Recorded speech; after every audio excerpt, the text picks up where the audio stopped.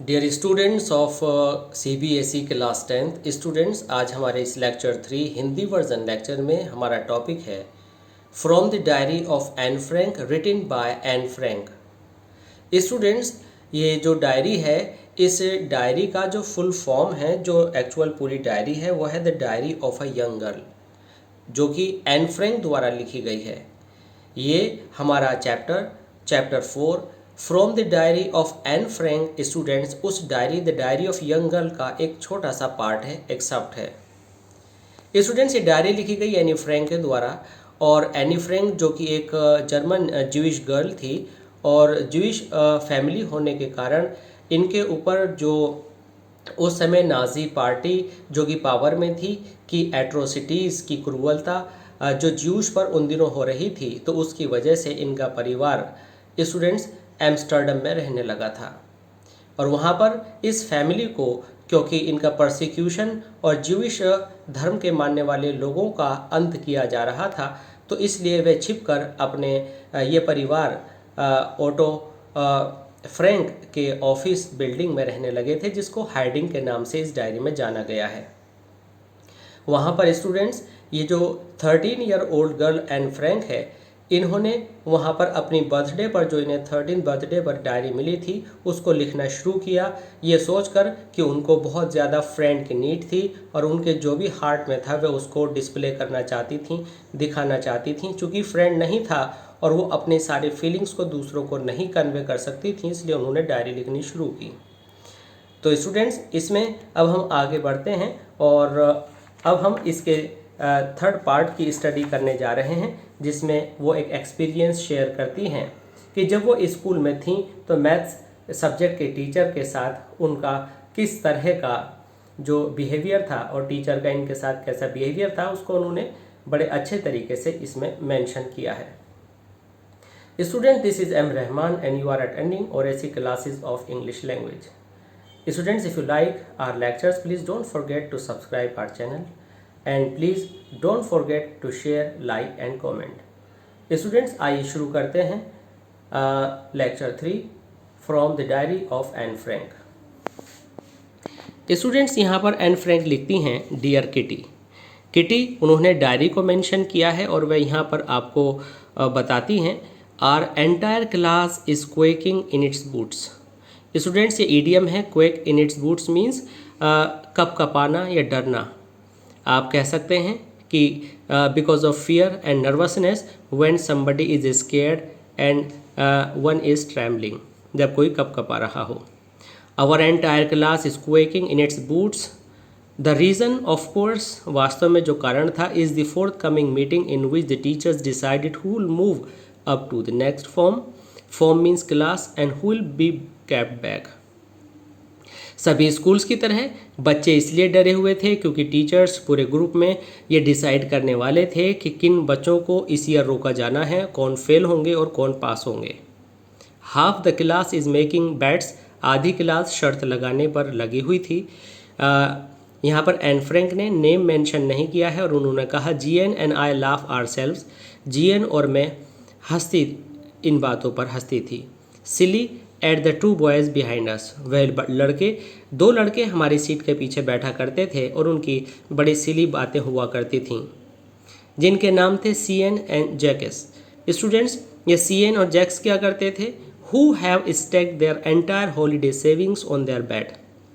इन लड़कों ने अपनी जो हॉलीडे में जेब पॉकेट मनी थी, जो भी उन्होंने बचत की थी, उसको इस शर्त पर उन्होंने खर्चा करना शुरू कर दिया था। ऐसा कह सकते हैं कि जो भी उन्होंने अपनी बचत की थी, उसको उन्होंने शर्त में, स्टैक मीन्स दाव पर लगा दिया था, बैट पर लगा दिया था। From morning to night it's you are doing to pass, no I am not, yes you are, no I am not. वे यही बातें करते रहते थे, अरे तुम पास होने वाले हो। दूसरा कहता था नहीं मैं पास होने वाला नहीं हूँ, पास तुम होने वाले हो। तब पहला कहता था नो आई एम नॉट, मैं पास नहीं होऊंगा, और इसी पर दिन गुजर जाता था। Even G splitting glances and my angry outburst can't calm them down. ये जी एक नए स्टूडेंट का नाम है, जो जी नाम का जो स्टूडेंट रहा है। प्लीडिंग ग्लैंसेस मीन्स जो अपनी निगाहों से एक तरह से उन स्टूडेंट से रिक्वेस्ट करती थी। स्टूडेंट्स, वह उसकी रिक्वेस्ट को बिल्कुल नहीं मानते थे और कभी कभी my angry outburst can't calm them down. Outburst means जब एन फ्रैंक गुस्से में फटती थी, it means angry and hot exchange होता था, तो उसका वो angry hot exchange, angry behaviour भी उन लड़कों को शांत नहीं कर पाता था।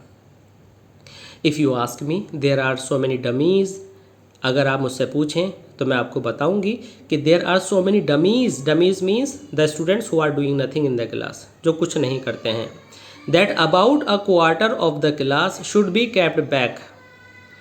If you ask me, there are so many dummies that about a quarter of class should be kept back.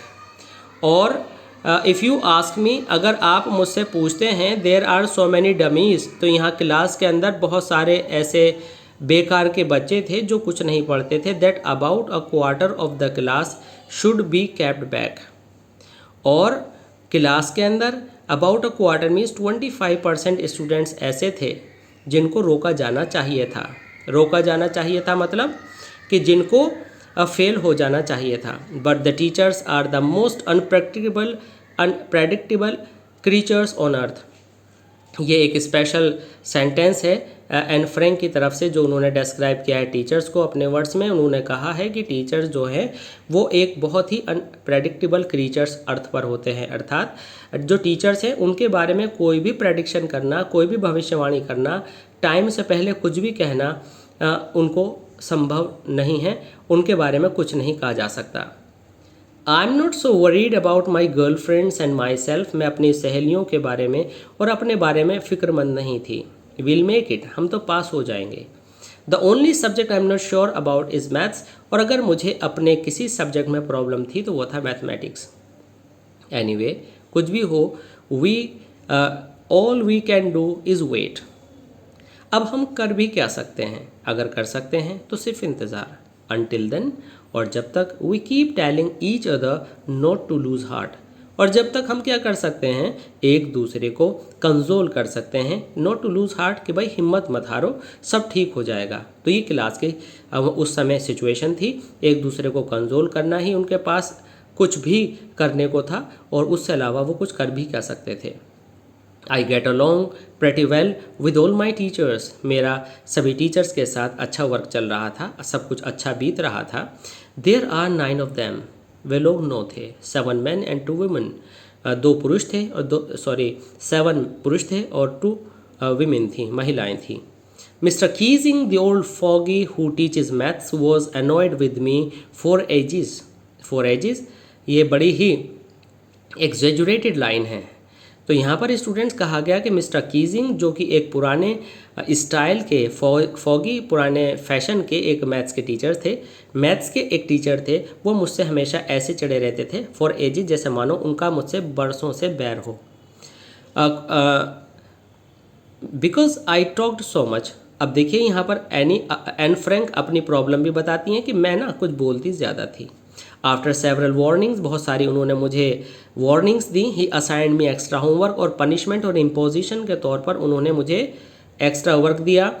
N essay on the subject a chatterbox, और उन्होंने मुझे being a teacher of mathematics in spite of being, mathematics के teacher होने के बावजूद भी literature का काम दिया और मुझसे कहा कि चैटर बॉक्स पर आप एक ऐसे लिख कर लाइए, आप इस पर कुछ लिख कर लाइए। What can you write about that, क्या लिख सकती हैं इस पर आप? I would worry about that letter. मुझे बाद में चिंता होती थी कि मैं इस पर क्या लिखूंगी। आई डिसाइडेड, मैंने सोचा। आई jotted down the title in my notebook, और मैंने फिर इस टाइटल को अपनी डायरी में, स्कूल डायरी में नोट कर लिया। Jotted down means wrote down. Tugged it in my bag, और इसको अपने बैग में कीप कर लिया, रख लिया।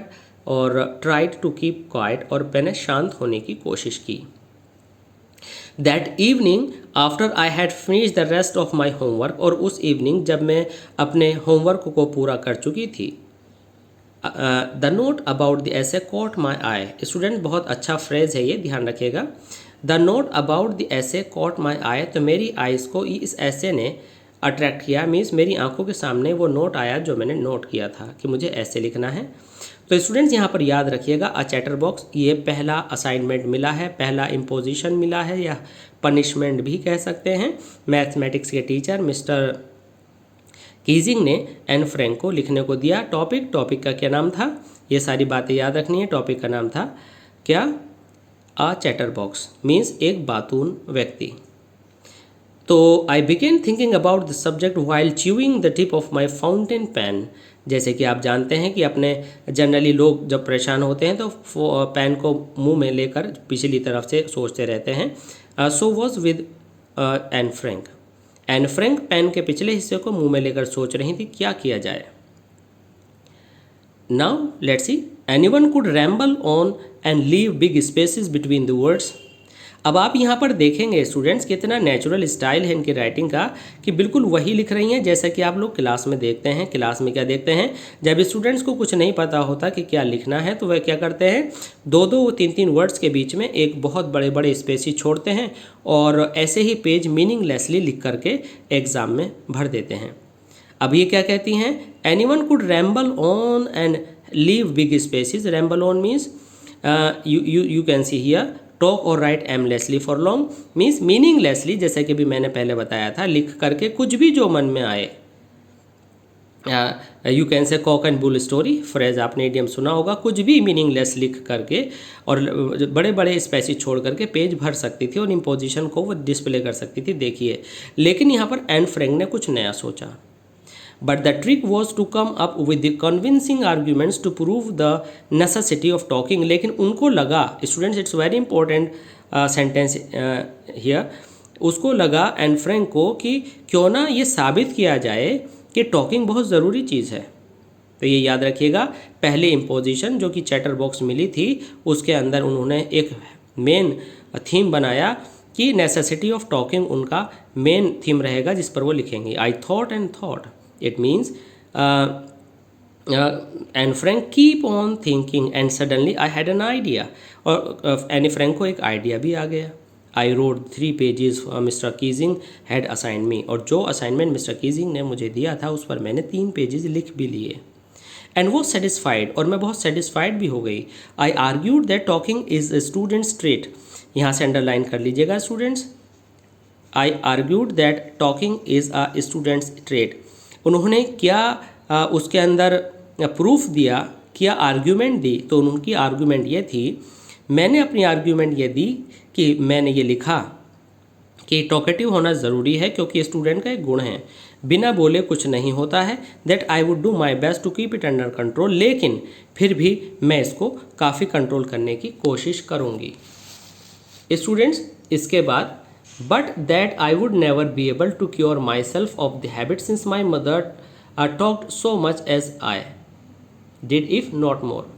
लेकिन मैं क्या बताऊं, मैंने बहुत कोशिश की लेकिन मैं अपने आप को क्योर नहीं कर सकी क्योंकि ये मेरी मदर की हैबिट है और as much as I did, और जितना मैंने इसको कर सकती थी मैंने किया, इफ़ नॉट मोर, अगर ज़्यादा नहीं। कहने का मतलब यह है कि मैंने अपनी इस हैबिट को काफ़ी कंट्रोल करने की कोशिश की, माना कि ज़्यादा नहीं की लेकिन फिर भी मैंने बहुत की क्योंकि ये मेरी मदर से मुझे जेनेटिक या आप कहें कि बर्थ से मिला है। इट मीन्स मेरी मदर ज़्यादा बोला करती थी और ये हैबिट मुझे उनसे मिली है जन्म से, इसलिए इसको पूरी तरह से समाप्त करना तो मुश्किल है, लेकिन हाँ मैंने इसमें काफ़ी कोशिश की है जितना मैं कर सकती थी। And that there is not much you can do about inherited traits. और उन्होंने लास्ट लॉजिक ये दिया कि आप जो है विरासत में मिले हुए इस तरह के जेनेटिक क्वालिटी को या फीचर को या गुण को या करेक्टरिस्टिक को आप बहुत ज़्यादा कुछ नया नहीं कर सकते हैं। Mister Keesing had a good laugh at my arguments. Mister Keesing को मेरी इस आर्ग्यूमेंट पर बहुत तेज़ हंसी आई। But when I proceed to talk my way, लेकिन जब मैंने बोलना शुरू किया थ्रू द नेक्स्ट लेसन के बारे में, ही असाइंड मी अ सेकेंड ऐसे। लेकिन यह किया, उन्होंने अब मुझे सेकेंड ऐसे लिखने के लिए दे दिया। This time it was suppose to be an incorrigible chatter box.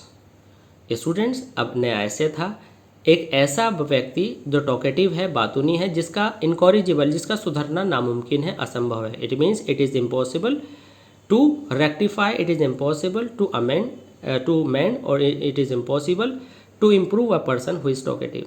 ये उनका नया टॉपिक था। आई हैंडेड इट इन मैंने ले लिया इसको। And mister Keesing had nothing to complain about for two whole lessons.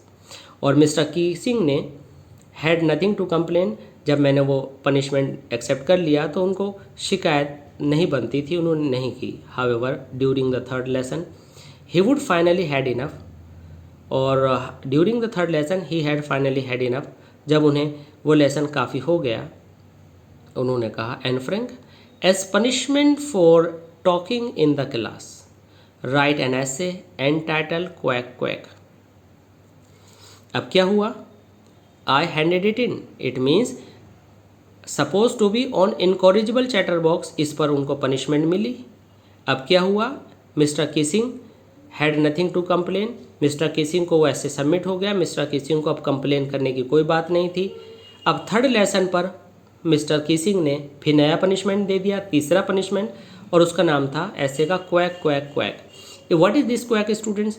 This quack is the word that is produced by the sound of a duck. जैसे कि डक क्वैक क्वैक करती रहती है pond water में, वैसे ही students ये duck का साउंड उन्होंने दिया। इसके ऊपर लिख कर लाइए। The class roared, I had to laugh too. हुआ क्या? पूरी क्लास हंसने लगी। Roared means the classroom was filled with the sound of laughter. I had to laugh too, मुझे भी हंसना पड़ा। Though I had nearly exhausted my ingenuity on the topic of the chatterboxes. अब हुआ ये कि इम्पोजिशन एक से ज़्यादा बार मिल चुकी थी और मैं इससे बहुत ज़्यादा परेशान हो गई थी, एग्जॉस्ट हो गई थी, मेरी समझ में नहीं आ रहा था कि मैं और क्या लिखूं। It was time to come up with something else, अब जो है कुछ नया लिखना था, समथिंग ओरिजिनल, कुछ नया ओरिजिनल लिखना था students. My friend Sen who is good at poetry, लेकिन बहुत अच्छा हुआ कि मेरी जो एक दोस्त है सेन जिसका नाम था और जो कि पोएट्री में बहुत अच्छी थी, offered to help me write the essay, उसने मुझे ऐसे लिखने में मेरी मदद करने का सजेशन दिया। From beginning to end in words and I jumped for joy, उसने कहा कि मैं तुम्हें ये पोएट्री में लिख कर दूंगी, और यह सुनकर मैं खुशी से जंप लगाने लगी, उछलने लगी। Mister Keesing was trying to play a joke on me with the ridiculous subject. Mr. Keeping was trying to play a joke on me. Mr. Kissing मेरे मजाक उड़ाने की तैयारी की कोशिश कर रहे थे, रिडिकुलस सब्जेक्ट, इस सब्जेक्ट पर, but I would make sure the joke was on him, लेकिन उनको श्योर था कि आज जो मैं लिख रही हूँ ये जोक उल्टा मिस्टर कीसिंग पर होगा। आई फिनिश्ड माई पोएम, और अब की बार जो कॉन्टेंट्स उसने डाला उसमें उन्होंने पोएम लिखी मिस्टर कीजिंग के लिए, और पोएम फिनिश हो गई। एंड इट वॉज ब्यूटीफुल, और ये अच्छी थी। It was about a mother duck, ये एक मदर डक के बारे में थी, एंड फादर स्वान, और एक फादर स्वान के बारे में, with 3 baby ducklings who were bitten to death by the father. और इसमें 3 बच्चे दिखाए गए थे जो कि स्वान नाम के जो डक और स्वान का कपल बनाया गया था, पेयर बनाया गया था, उसमें फादर स्वान ने उन तीनों बच्चों को चोंच मार मार कर मार दिया था, because they quack too much, क्योंकि वे बहुत बोलते थे। Luckily mister Keesing took the joke the right way. अब ये जो कमेंट था, ये जो क्रिटिसाइज था, एलेगोरिकली छिपाकर, मेटाफोरिकली भी कह सकते हैं, इन अदर वर्ड्स, जो ये फादर स्वान डिस्प्ले किया गया था, एक्चुअली ये मिस्टर कीजिंग के बारे में था, लेकिन लकीली ये भगवान का शुक्र था कि मिस्टर कीजिंग ने इस बात को सही समझ लिया जो एन फ्रैंक दिखाना चाहती थी। He read the poem in the class, उन्होंने क्लास में ये पोएम पढ़ी। एडिंग हिज ओन कॉमेंट्स, उन्होंने अपने कॉमेंट्स इसके अंदर मिलाए। And to several other classes as well, और उन्होंने ये दूसरी क्लासेस में भी बार बार ये सारे इवेंट बच्चों को सुनाई। Since then I have been allowed to talk, और उसके बाद से मुझे बात करने की परमिशन मिल गई। And haven't been assign any extra homework, और मिस्टर कीजिंग ने मुझे कोई इम्पोजिशन देने से भी अपने आप को रोक लिया। इट मीन्स मुझे कोई पनिशमेंट एक्स्ट्रा राइटिंग होमवर्क का नहीं मिला। ऑन द कंट्रेरी, इससे ऑपोजिट ये भी हुआ, mister Keesing's always making jokes these days. Students because यहाँ मिस्टर किसिंग्स है तो यहाँ इज़ मेकिंग ठीक है, और अगर हम यहाँ एस नहीं लगाते हैं तो यहाँ पर अब मेक्स लगा सकते हैं। तो आप लिख सकते हैं कि उस दिन के बाद से मिस्टर किसिंग अब मेरे ऊपर जोक करते हैं, या यू कैन से और अब मिस्टर किसिंग भी मजाक करने लगे। यहाँ पर स्टूडेंट डायरी फिनिश होती है और एन फ्रैंक कहती हैं योर्स एन। उन्होंने अपने नीचे सिग्नेचर किया और ये लिख दिया गया। तो ये आपने देखा कि 3 इम्पोजिशन एन फ्रैंक को मिस्टर किसिंग की तरफ से मिले। ठीक है, तो आपको स्टूडेंट्स उनको अच्छे से याद करना है। पहला क्या था आपको समझना है, दूसरे जो उनको असाइनमेंट मिला उसका क्या नाम था, फिर तीसरा जो उनको असाइनमेंट मिला उसका क्या नाम था।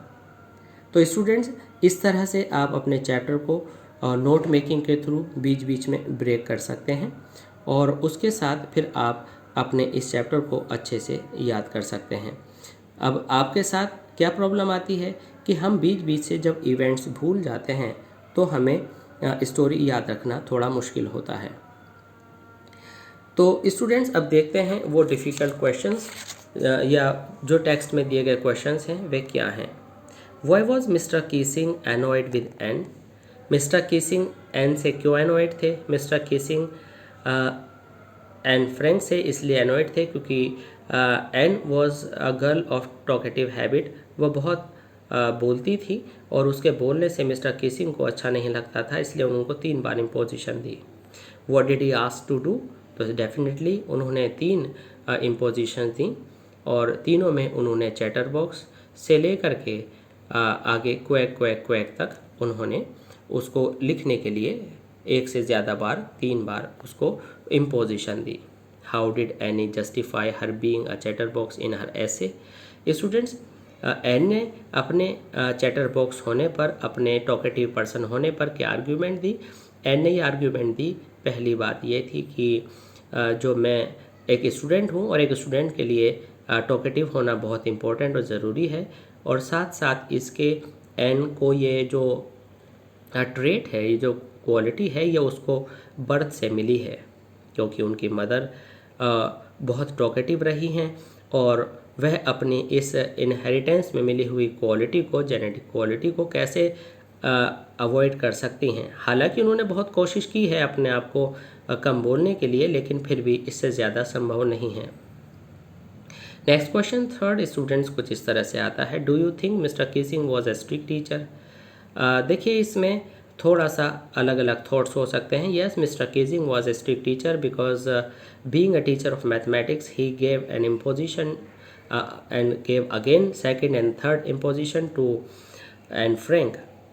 आप कहेंगे कि मिस्टर किसिंग स्ट्रिक्ट थे क्योंकि उन्होंने 3 बार एन फ्रैंक को इम्पोजिशन दी, और उस इम्पोजिशन पे स्टूडेंट्स क्या हुआ, उस इम्पोजिशन में एन फ्रैंक ने अपनी पूरी कोशिश की।